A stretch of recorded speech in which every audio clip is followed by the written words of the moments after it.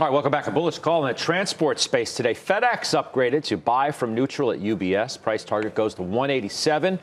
Firm saying the risk reward appears to be skewed now to the upside. Weiss tried to tell you that a couple of times over the last few weeks. So we get an upgrade today. We did. So I took if you recall last week when I spoke about it, I had a position in it, then I added when it sold off as a trading position on top of it. So I started to get out of the trading position today on this upgrade. Look, rationalizing the costs is a great thing, but this company is also a little bit of ground zero with China. So you'll see some impact there when they report. They don't report to March 17th, I think it is. I can't tell you I'll be there then if this momentum keeps going, but it's a very cheap stock, and what's a duopoly? I like that they got rid of Amazon because they weren't making any money off that, and they can use that capacity elsewhere. But they've also had a very, very poor history over the last year in terms of meeting expectations. Okay, so to that point, that's where I would, have a debate over. Right. Yes, the company's had to deal with macro issues, okay?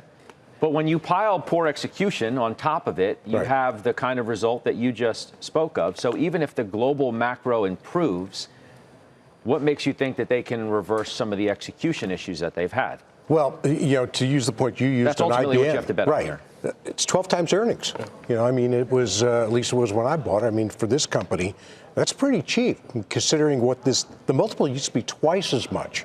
So if the global economy comes back, which now, it's a little gray with the virus, this will do quite well. But that's why I say I may not be there on March 17th, which I think is the date when they report. You're no longer there. We sold this in June, essentially right where it is right now. So, I feel like whether it's the integration of TNT, the lost parcel business that they're grappling with, I think kind of trying to pivot and focus on the last mile. I actually would prefer that they were focusing on getting those two earlier former parts of their business in line before trying to go up against what is a fairly competitive U.S. Postal Service option.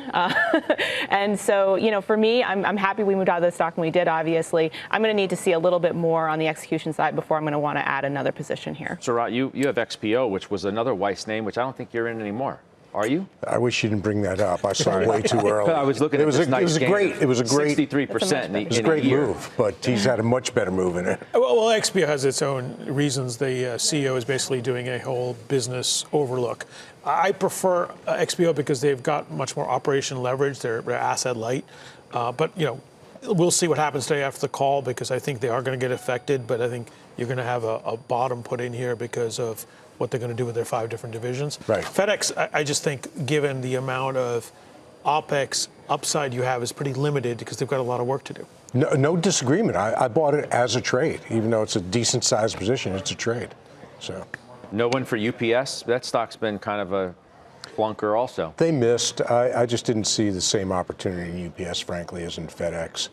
So XPO, I've looked at it again because the rumors were they were selling to Home Depot a year and a half ago. That was when the stock actually went right back up, but then they came back down. So I bought at 50 and sold like 65, and you had the vision to stay with it. Commentary on March 17th is going to be interesting because Fred Smith and the FedEx team has talked a lot about the negative impact of the trade deal throughout 2019, and he almost used it as an excuse. Now, you could argue that the integration of TNT was so poorly orchestrated, and then you had the cyber attack, which obviously acted as a headwind, that maybe those comments are a little bit misdirected. Now he does not have that ability to talk so negatively about the trade deal. That's removed. Okay, here's the business. Are we able to take the business and carry any form of momentum in 2020? And I agree with you. I just don't know. He already said this year is a write-off year. He already said that. No expectations for 2020. It's going to take longer to turn around. You're going to have kitchen sink for like 2 years in a row. I agree. I agree. And it's not in the right sector, so I'm happy to wait. Let me say it this way. I don't feel as good about FedEx as I do about Microsoft.